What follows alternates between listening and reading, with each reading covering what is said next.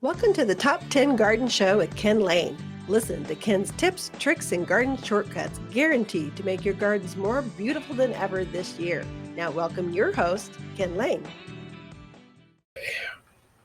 And we are back here at the Mountain Gardener, and I've got a special guest. So the beauty of having your own studio at your own garden center is when you've got smart people that show up at your garden and you go, oh, Christina, we've got to capture some of this. This is fascinating stuff. Now, Christina Salwitz, I got that right. You got it. Personal coach. The personal garden coach. The personal garden coach from Seattle is down here in Prescott, Arizona. And she is teaching or coaching our staff on how to merchandise, colors, flowers, combos, containers, all these, making us better professionally. You are the best merchandiser I have ever seen. It's just amazing. I've learned so much from you. Thank you. So she is down here, and I thought, it doesn't really pertain to gardening, but you're an interesting character. Oh, fun. I like it. And you've got great... Rather than boring and old. Yeah. I think there's something about merchandise, like interior design, graphic arts, these artistic expressions of textures and colors in the garden. You're a master, and then you're teaching us how to do that here at Waters Garden Center. We're teaching retail theater. Retail theater, that's right. And then we can, from that, we can inspire people to buy that plant or how to use that plant.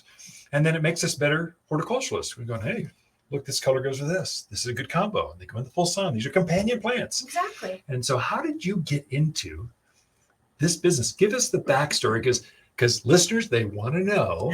You're going to like this. So I was that annoying little kid when I was like 9 years old, and my parents knew nothing about gardening. Okay. And they would go out and just machete some juniper and just shave the lawn or whatever the case may be.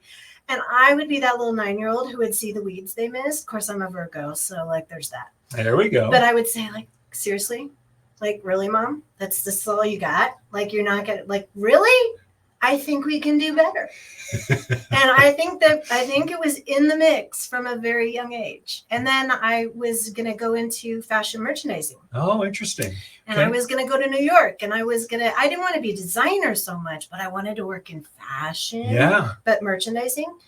And when I had a family and I realized I got to grow up and figure out what I'm going to do for a living when this kid goes into kindergarten, I realized there was a hole in the market for people who needed coaching. Yeah. And garden coaching was where I went because there was a nursery literally 2 blocks down the street. Nice. And when I realized that there was a huge disconnect between people who were getting design advice, architectural advice, whatever, and then what happens after they get that advice, there was no one there to help them. That's right. Yeah. And so I realized that I could use my skills because fashion, interior design, all of it is exactly the same thing. Yes. So I decided at that point that the personal garden coach was born because I could be that connect, that horticultural hand holder that everybody needs once they buy that really expensive plant or that expensive pot. What do you do with it? Yeah. How do you design with it? How do you make it fit into your surroundings? Just like if you bought a custom piece of furniture for your house, you might ask an interior designer what curtains, what lighting, et cetera, et cetera. So that's the simple background. Your container gardens are over the top. They deserve to be in front of monumental buildings and I'm going for casinos. Casinos. Oh, wow. They're good enough to pull that off. They're big, they're bold, they're gorgeous. We call them clown car. Okay. Just because they're just big and over the top and showy and, just show people what they can do. You were showing me some of your container gardens for some of your clients. Now you're doing design, coaching. Right. You can help guide through the landscape, the installs. You got the whole mix. Yep. I have a landscape install team that I adore. Yep. It took me 10 years to find these guys because keep them. Don't let them go. Exactly. Yeah.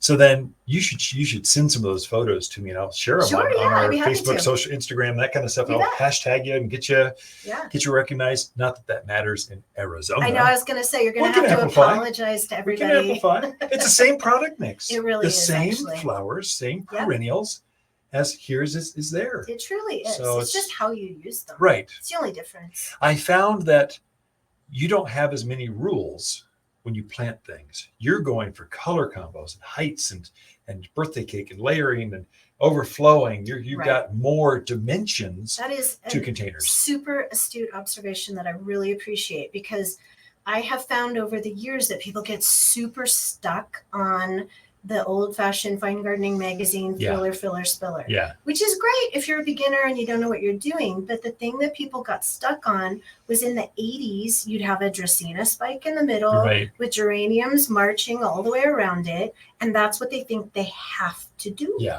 And the thing is that I'm taking inspiration from everywhere.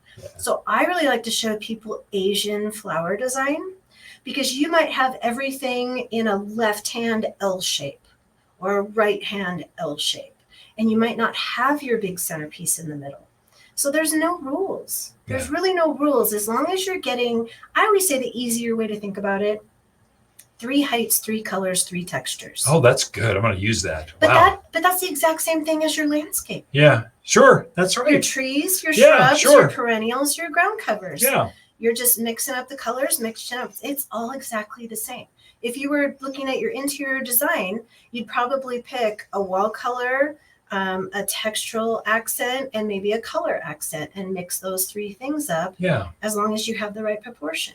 So I invite people to try and break the rules and see what's possible, because they don't know until they try. Right. And you can't make a mistake, because they're plants. You can always put more in or take one out or whatever. That's exactly a big mistake that people make, I find, with containers, I think with gardening, but it gets accentuated with containers, is they make it too flat. They take all, wave petunias. And now it's like 2 inches high in this big 18-inch pot, and you're going, one-dimensional. Where are or the reverse? They'll take a beautiful collector's plant and put it in a pot and think that it has to just be static and stay that way for the rest of their lives. When really, what are you going to do when that plant outgrows that pot? Are you going to root prune it and put it back? Or are you going to find a spot for it in your landscape? And that's one of the ways that I actually sell my entire landscape plans. If you are on a really tight budget, get your collector's trees, your collector's shrubs, grow them on in a pot for a few years. Great Transplant them out in the landscape where you have a hole, but you might not want to put a $100 plant. You can afford to grow on a $25 plant for a couple of years in a pot and transplant it out. So there's lots of ways to make the plant purchase work for you, whether it's a container or a landscape. I find that your containers, show me the examples, they are foliage to foliage, full.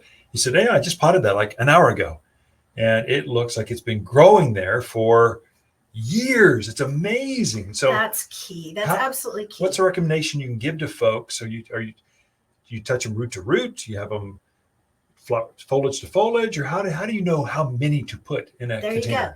I had a friend once who literally made a visual template for how many plants could fit in a pot. She was an engineer. She had no business being an artist, because engineering concepts don't work with this. You're not going to math your way out of this. So there isn't a formula necessarily, but the one takeaway I really want everybody to get for how to lay out a pot and make it full immediately is that those roots are always going to go down. They don't need to go laterally. So you're going to cram it. It's cramscaping. We're not leaving room laterally for those plants to grow out root-wise. We're getting them shoulder to shoulder in that pot.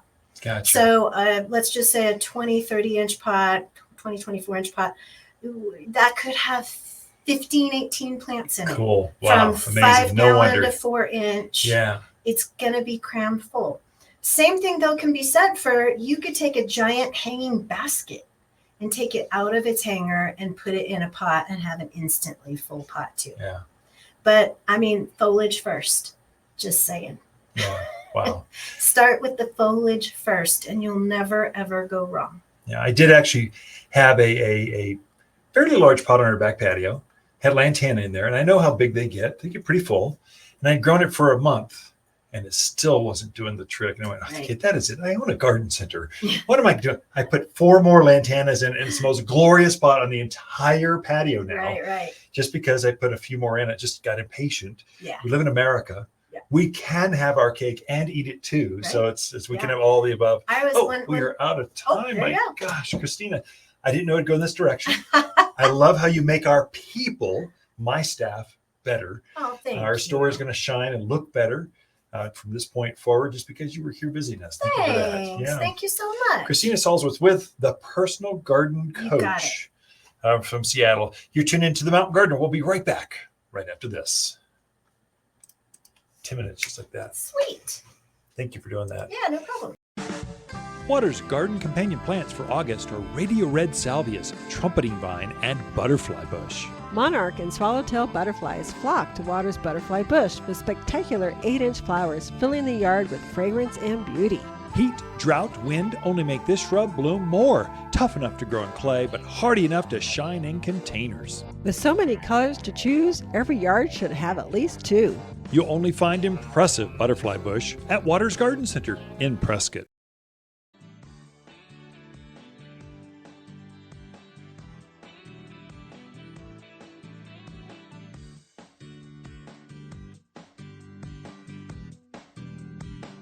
You're listening to garden expert Ken Lain. He can be found throughout the week at Water's Garden Center in Prescott.